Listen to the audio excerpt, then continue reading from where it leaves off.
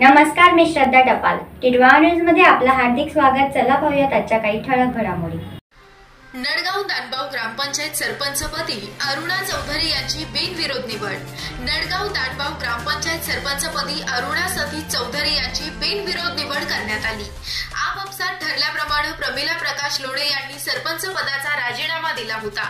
जिल्हाधिकारी यांच्या आदेशानुसार तसेच कल्याण तहसीलदार यांच्या आदेशानुसार सरपंच पदाची निवडणूक घेण्यात आली.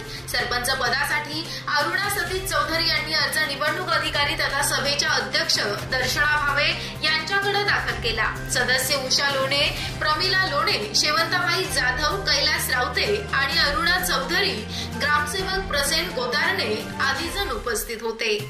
सरपंच पदाकरिता एकच अर्ज आल्याने निवडणूक अधिकारी दर्शना भावे यांनी अरुणा चौधरी यांची सरपंचपदी निवड झाल्याचं जाहीर केलं. यावेळी कार्यकर्त्यांनी फटाके वाजवून गुलाल उधळून आनंद व्यक्त केला.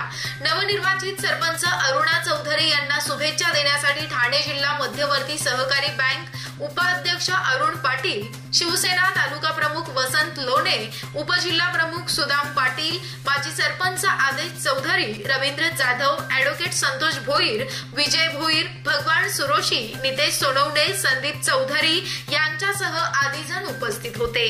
शिवसेना तालुका प्रमुख वसंत लोणे यांनी सांगितलं की ठरल्याप्रमाणे प्रत्येक सदस्याला सरपंच आणि उपसरपंच पदाची संधी दिली आहे.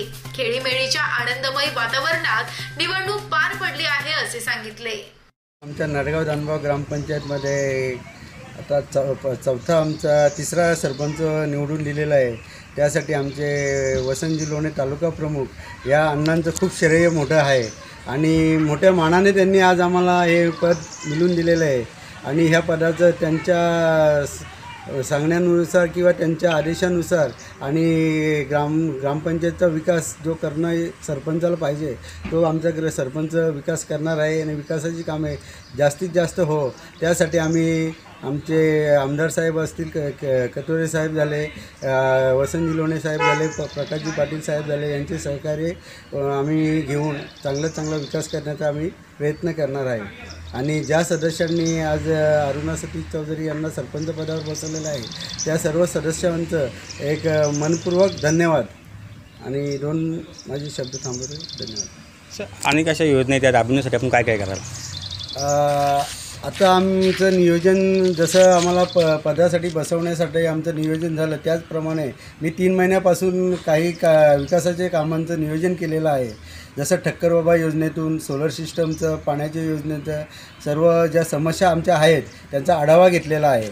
आणि नक्कीच पाण्याची समस्या असो या ठक्कर बाबाच्या योजना असो की रस्त्याची समस्या जे अगदी कमी वेळ भेटलेला आहे पण कमी वेळेत सर्वात जास्तीत जास्त कामं आणि माझ्या एकदम जे गोरगरीब माझी जनता आहे, आमचा मतदारसंघ आहे, त्यांना शेतकऱ्यांना लागणार आता हंगामी जी योजना आहेत त्या योजनेचासुद्धा मी माझ्या प्रयत्नाने जेवढं होईल तेवढा त्यांना लाभ देण्याचा प्रयत्न करील.